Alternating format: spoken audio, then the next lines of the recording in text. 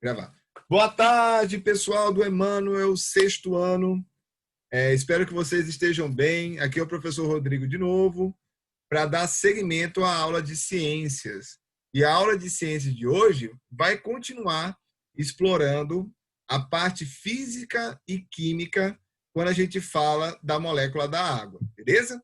Quando a gente falou na aula passada, a gente viu, vou até pegar a imagem aqui no livro de vocês, que a água é formada por um conjunto de átomos. No caso, seriam 2 de hidrogênio e 1 de oxigênio, certo? Existe um conjunto de estruturas de átomos quando a gente fala da água em si.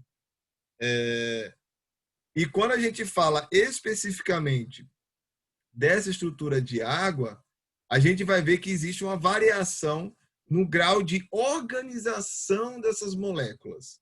O que acontece? A gente tem a organização, um conjunto dessas moléculas de maneira diferente, de maneira distinta. Por exemplo, quando a gente fala do estado físico sólido, né, que aí está mostrando, inclusive, na imagem de vocês, o gelo, certo? Que é uma estrutura sólida, a gente vai ter um formato, certo? E a gente vai ter uma aglomeração. Eu sei que nos dias de hoje a gente não pode falar muito essa palavra de aglomeração, mas a gente vai ter uma aglomeração das moléculas de água. Elas vão ficar juntinhas. Eu vou até desenhar aqui, ó, com a canetinha azul. Azul não está dando para ver direito. Cadê o verde? Vamos ver o verde. Vermelho.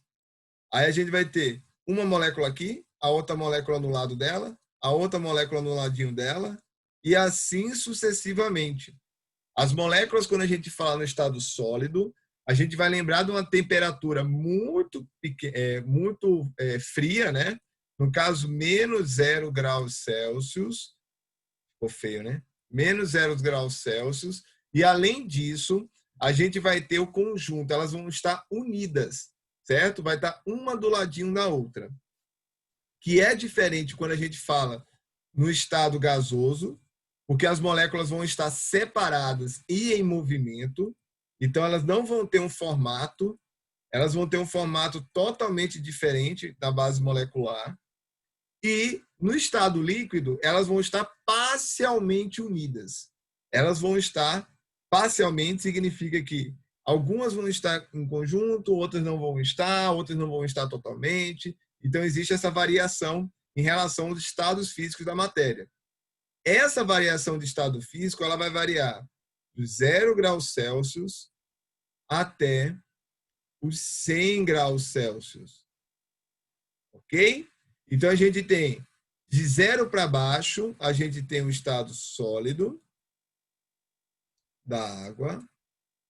No meio termo, de 0 entre 100, a gente vai ter o estado líquido. Tá? E de 100 em sequência até o infinito, a gente vai ter o estado gasoso. Beleza, meus queridos? Então, existe essa diferença aqui quando a gente fala de mudança de temperatura. Bom, agora é muito importante vocês entenderem qual é o nome da mudança do processo, porque a gente tem que colocar um nome para cada uma dessas mudanças, beleza? Então, a primeira estrutura que a gente vai lembrar é o que a gente chama de solidificação da água. O que seria a solidificação da água? É quando ela passa, ó, vocês podem pegar essa parte aqui e botar o marca-texto no livro de vocês. É quando ela passa do estado líquido direto para o estado sólido, beleza? Então, ela vai ter essa mudança de estado do líquido para o sólido. Então, ó, líquido para o sólido.